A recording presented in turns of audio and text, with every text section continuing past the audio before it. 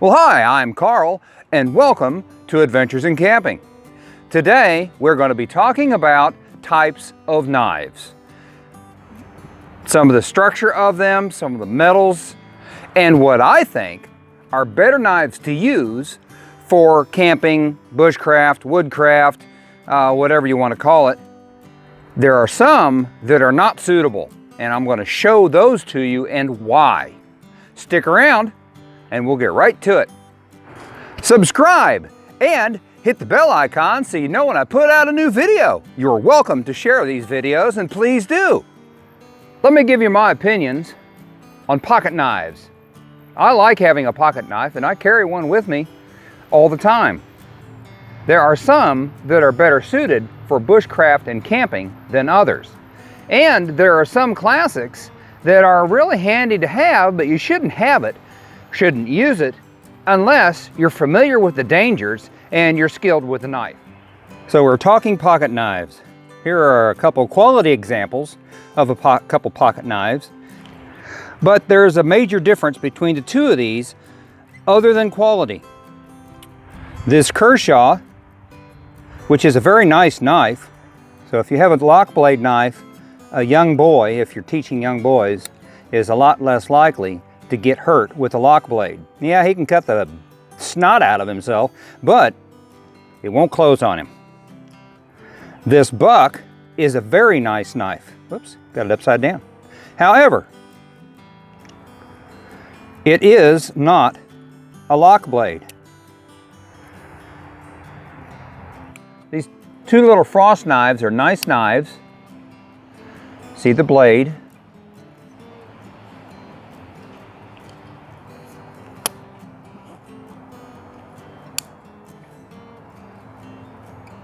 And it depends on what you need it for.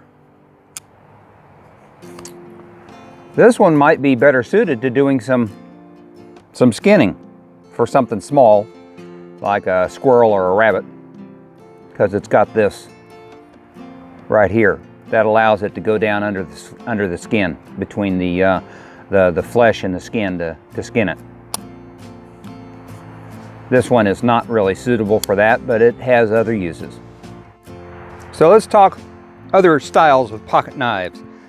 Camp knives, or what some would call a Boy Scout knife.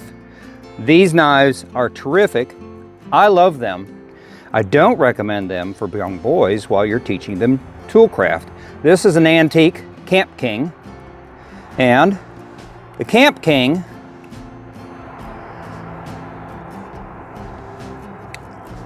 is pretty much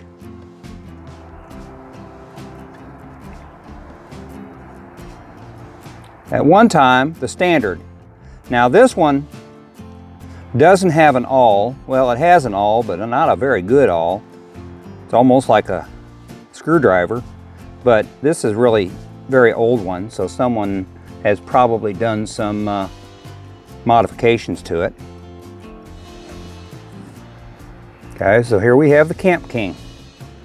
Now we have the U.S. military Camillus pocket knife, and if you notice,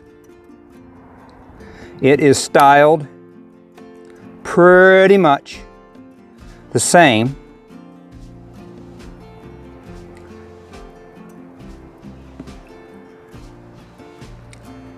as the old Boy Scout knife or the camping knife.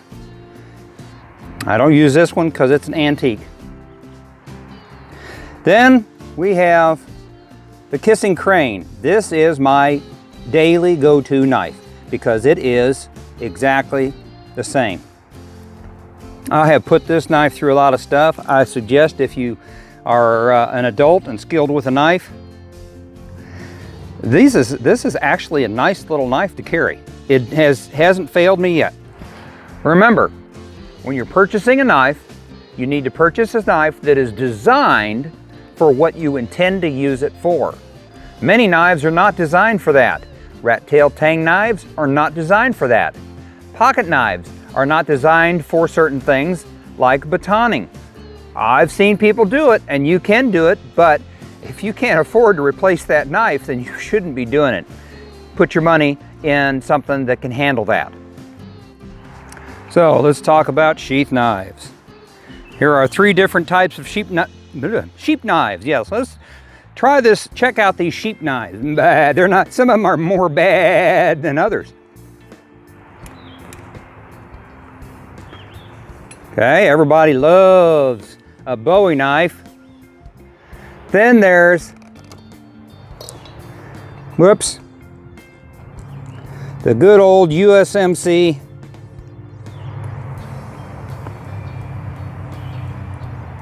World War II, Korea, Vietnam era combat knife.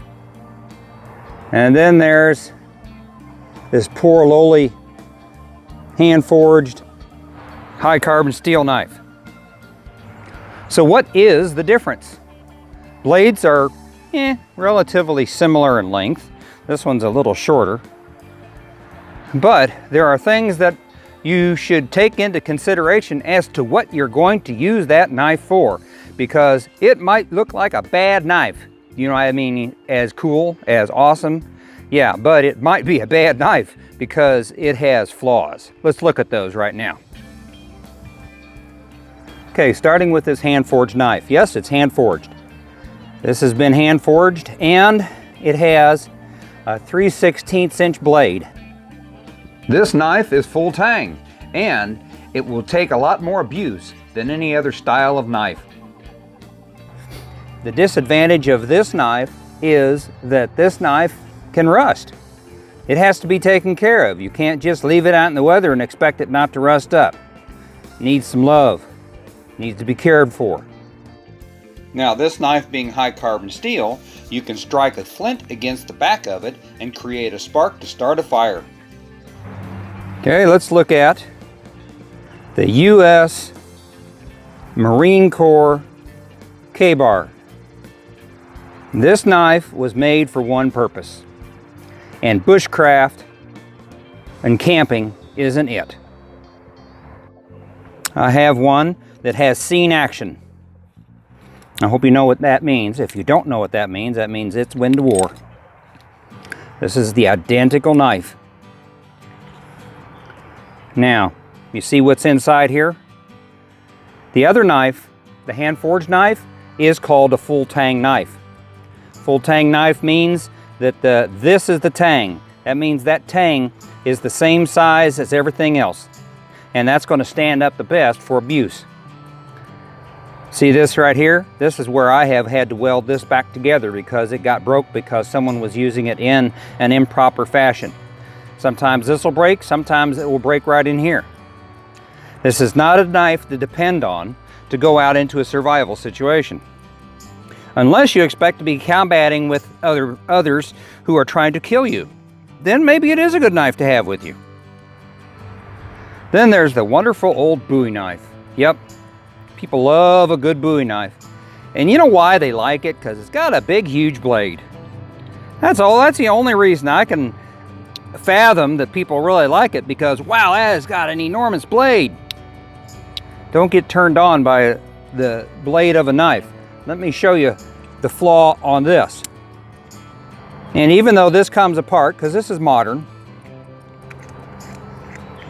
most Bowie knives are made in some similar fashion, but don't come apart. Look at this. How well do you think this is going to hold together if you're batoning wood? It's not. So I'm sure at this point you're saying, well, I can't afford an expensive hand-forged knife. And I understand, neither can I. I'm a cheapskate. For me, I made my own. Now there's also little knives like this. This is sold in Wally World. It's not expensive, so if you destroy it, it's not an issue. Of course, it doesn't have a long blade. Neither does this one. This has a blade similar to the Kershaw that I showed earlier. And blade styles are up to you. I suggest you buy a few cheap knives and see which blade style you like. before you invest into something that you decide, I don't like that. Now this is not a Mora. Well, maybe it is a Mora. It's made just like it, so I'm not sure if Baco is a subsidiary of Mora, or Mora is a subsidiary of Baco. Who knows? But this is a Swedish knife, okay? This isn't bad for a Mora.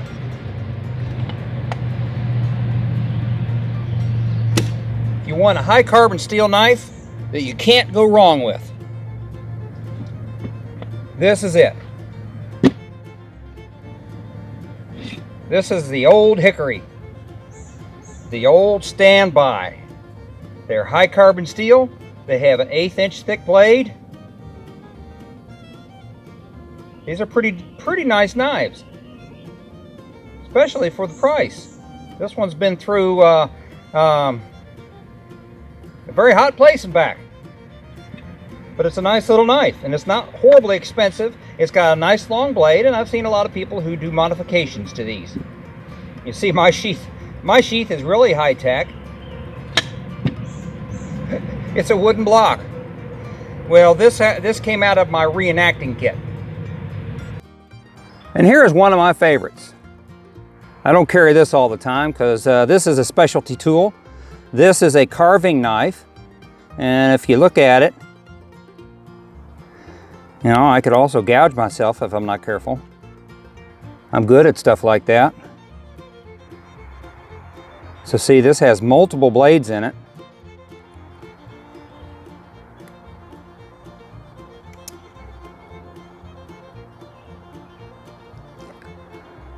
See, it has gouges, and it has a straight cutting blade, and all kinds of different tools. And with this knife, you can make something like this.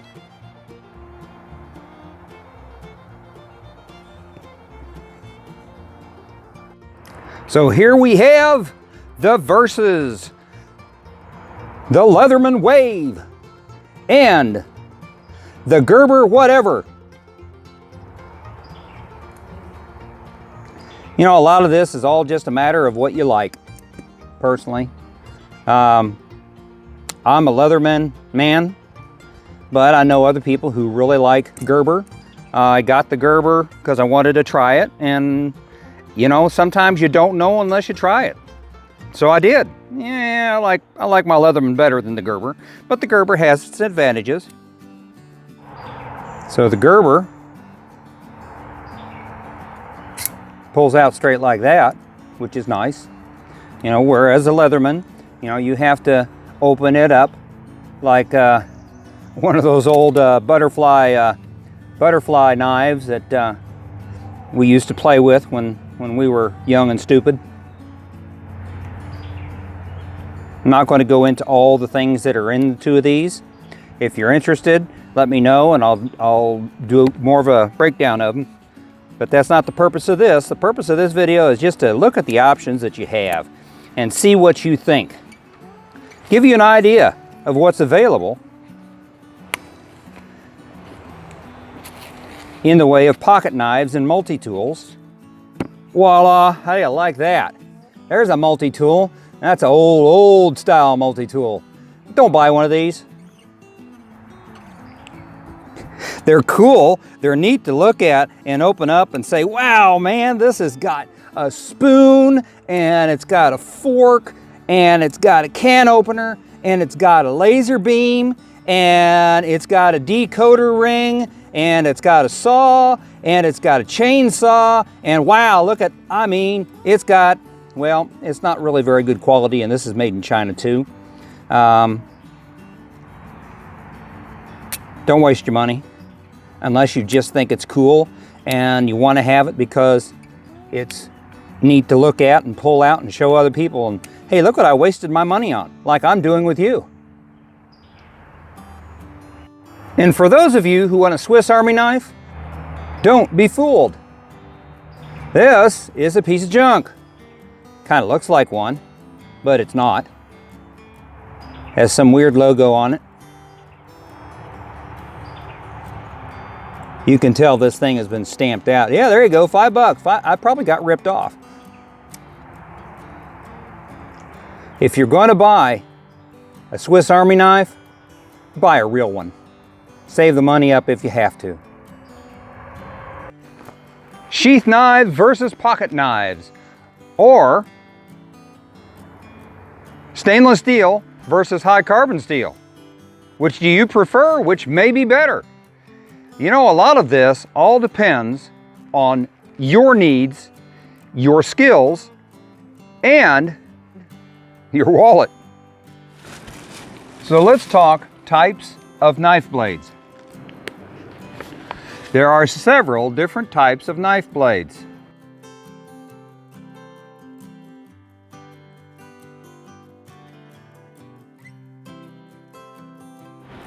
So this one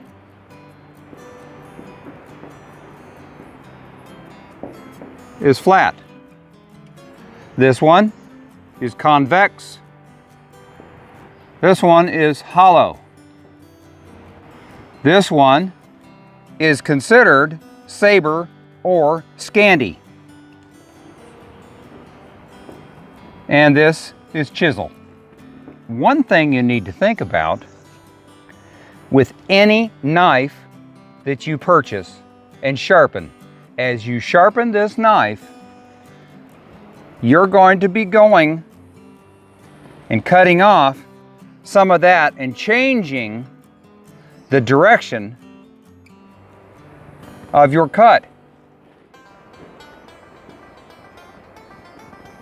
over the years. So you're going to end up with something looking like that, or this ending up looking like this, unless you reprofile it. Same way with this, you're going to end up with that. And this one here, you're going to end up with probably something like that. Even with this one here, you're going to end up with, whoops, that was a terrible way to do it, but something like that. So you need to consider how years and your sharpening is going to affect the appearance of your blade. So let's do a Scandi. And see right here at the end is a slight difference in this. So every time you sharpen this, you're going to be digging further into the blade. And that's what I'm going to talk about when I do the video on sharpening your knife. You have to consider what you're using and how aggressive it is, because it can really tear into that blade. Be ready, or be a victim to natural selection. Y'all come back now, you hear? Check out one of these videos that I've posted, and like and subscribe. See you next time.